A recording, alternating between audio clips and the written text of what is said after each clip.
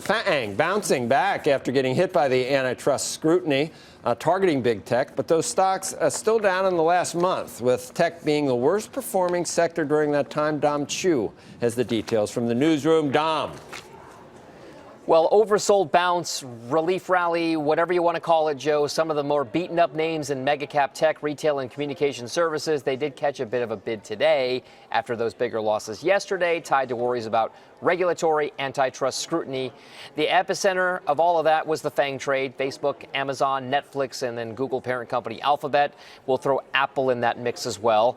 While the entire complex did get hit, the relative outperformer in the whole conversation was Netflix. Yes, the online video streaming giant down in yesterday's session, but not nearly as much as its FANG colleagues. Some traders are looking towards it as perhaps a less risky way to stay in the market.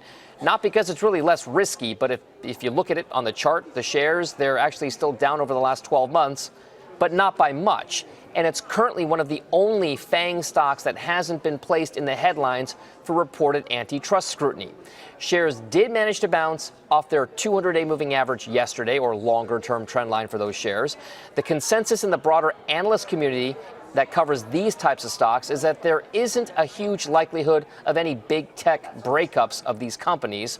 The headline risks are there, though. But, Joe, for now, it seems like Netflix had dodged that particular spotlight, and it might be worthy of some consideration from traders. We'll send these back over to you. All right, Dom, thank you. Let's trade it. We were talking about how Netflix, dodged the two earlier today, but I don't think of Netflix in any way, shape, or form like an Amazon or a Google or a Facebook. No, their biggest problem is that there's too much competition. If you want to know the truth, I don't think they're driving people out of business. Yeah. I think people are going to make it very difficult on them. There's a reason why Google is just omnipowerful and everything else. I mean, I don't see Netflix like that. I don't get it.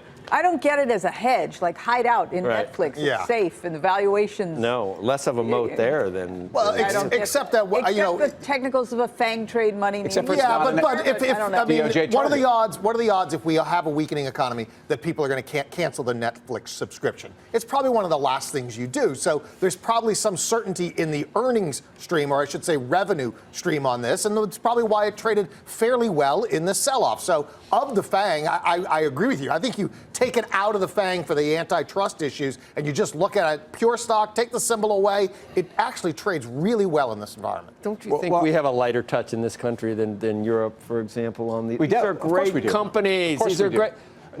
Yeah, of course we Name the last big, great startup in Europe. Can you come up with one? No, and I'm agreeing with Microsoft, you. Google, what I would also Facebook, say is people look for the European indices to rebound on a relative basis. What big tech plays are heavily weighted in their indices? What is, maybe SAP? I mean, there's really nothing when you're buying the DAX that gives you that tech exposure. So back to Netflix, though, again, recession may equal more Netflix and chill, but I think what we've seen in the market means? I don't want to get into it, Joe. It's for another show as well. But what I will say is that you've seen high multiple stocks do very poorly in this environment. And as much as we think that Netflix has been a defensive stock, during a very difficult last 12 months for the S&P, it's underperformed the S&P by 5%. So for all those people, I realize it's had a big day. I'm not sure that big day is in front of us. There's no question, and I've been wrong on a lot of this. It's had a great run, but it's not been for a long time. All right, well, our next guest says that the bottom is in now for tech, and it's safe to jump back in. Let's go off the charts with Rob Sluymer of Fundstrat. Rob. Great, thanks, Joe. So let's take a look at this. I think the key point is let's talk about the trading side of this first, and then let's nuance it and what it means for the rest of the market, rest of the sector, moving out through the balance of Q2 into Q3. So the first point, and this almost seems a little bit too cliche, we're coming right off the 200-day for the S&P 500 technology sector. It's a pretty reasonable place for the market to bounce. Right off the March lows, those are very common areas, the last major low on that last rally that we saw in the first quarter. And then, of course, when we look at these momentum indicators, this RSI, very sort of classic, cliche trading indicators, deeply oversold. So the setup coming into today, coming into the end of the last week, was for an oversold rebound. We see that across a lot of different risk assets. We saw emerging markets beginning to firm. We saw semiconductors beginning to outperform. So big cap tech obviously got crushed towards the end of last week, but it's part of a bottoming process in the short term that I think is going to carry out over the next couple of weeks. So let's look at a couple of names, and then we're going to end up with a longer-term view, which I think is really important here. The first is Microsoft. So obviously a huge leader, starting to pull back. It's not surprising after this huge run that it had in the first quarter that you're getting some sort of pullback or consolidation. When we were on the show at the end of the first quarter, into the second quarter, we were talking about a pullback, 3 to 5% for the market to develop. It's obviously been a little bit deeper than that. But that's been the view, a choppy second quarter, and it's not going to surprise us to see Microsoft work in a sideways trading range. But it's still a leadership name, and we still want to own it. So it may not be the most timely buy right here, but I think for people that own the stock, continue to hold, there's not a lot of evidence that this is a long-term breakdown. So now let's take a look at Amazon, because some of the other FANG stocks get a little bit sloppy in terms of their technical profiles. Didn't get out to new highs like Amazon did. It's back around its 200-day into all that support in that 1,1800 trading range. And the relative strength, to be quite honest about it, pretty sloppy. It's in a big trading range. So probably a less aggressive name to be looking at here, but we continue to think this name moves sideways. But the key point here, and the most important in terms of putting it all into perspective, I'm not sure I can clear these guys off, but is looking at Applied Materials. And I continue to come back to this name because it's a perfect proxy for cyclicality in the market. What are cyclicals doing? We like the semiconductors. That's that big low in 2015 into 16, and we think that's what you're carving out right here, right off that 200-week moving average. Now, the key point is it's pulled right back to that 200-day or 200-week moving average once again. Semis in general over the last week to week and a half have been beginning to outperform. We think that's a sign that the general market's going to start a rally. We're going to get another pullback as we move into June, and then I think we take off as we get into Q3. So we're still bullish on the market. The takeaway being, don't get too bearish on the broader market cycle. We think there's still more upside as we move through the back half of 2019. What do you guys think how Rob did, each of you? Do we invite him over? Rob, come on over here. Come on over here. That was fantastic. All right.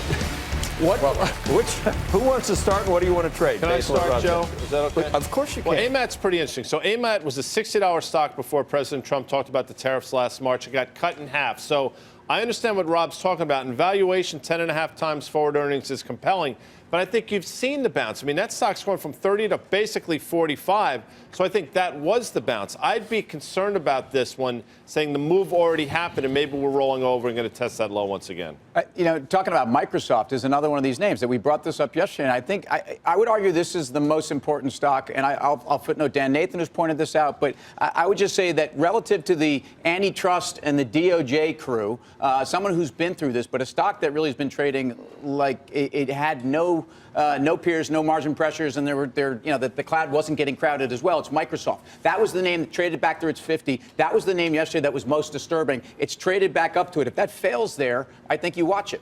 Well, you know what? We invited him over, so I'm going to ask you a question. You mentioned the fact that by the back half of the year, we're going to get a rally. We've all been talking about bearishness, potentially a recession, right. All of that, completely at odds with what you're saying right. here. Is there a chance the market just kind of trades in this really wide range? That's my expectation. Look, we came into the end of the first quarter, beginning of the second quarter, everything ripped off the bottom. Everything became overbought from a tactical intermediate term standpoint. All that weekly momentum indicator started to peak. They're now starting to unwind. They're not deeply oversold yet, but we're getting into that zone. And it's very similar to what we saw in 2016. I'm sure there's lots of debate about where we are, but the setup is very, very similar. So I'd be very careful arguing that we've got an entire new down leg developing in the market. Certainly possible. I certainly understand the technical bearish views out there. That's not my view. I think we put in a major cycle low in the fourth quarter last year. We ripped. We're pulling back. We're unwinding that bullishness. You're already seeing divergences. Emerging markets, Tim, you should be able to speak to this. Emerging market currencies, the dollar starting to roll over.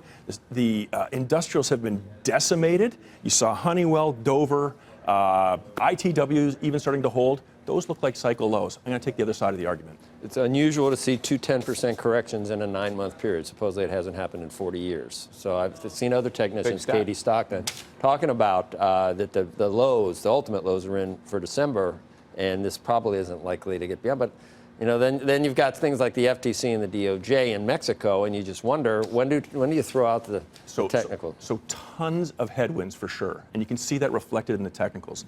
But if you go back to the secular bull markets of the 50s and 60s and 80s and 90s, you get these 2 to 3 year moves and a pullback to the 200-week. That's still the model we're using. It worked a little too well in 2016. We were looking for this correction in 2019. We think it's been front-end loaded into the end of 18. And as Brian had mentioned, we're just going to chop around a little while. But I think be very careful getting too bullish. We think the cycle is higher for longer. I mean, if you've got monopoly powers, don't you eventually, as a consumer, don't you eventually feel some type of getting squeezed? I mean, everything I get is free. My Google Maps, everything's free. Where is the monopoly power unless you're talking about competitors, not customers, right? I mean, I think we're going to have a light touch. I know you guys don't talk fundamentals necessarily, but do you really think we're going to kill the golden goose or the goose that laid the golden egg? Huh? Do you think that's what I mean, I know how populist this administration is, but do you really think we're going there to break these companies up? Do you? I don't think so. Some of them may trade even higher, though. The stock might trade higher. Facebook could trade higher. These are great American companies. And is the flag behind me? It's right over there. Check it out. This is not the EU.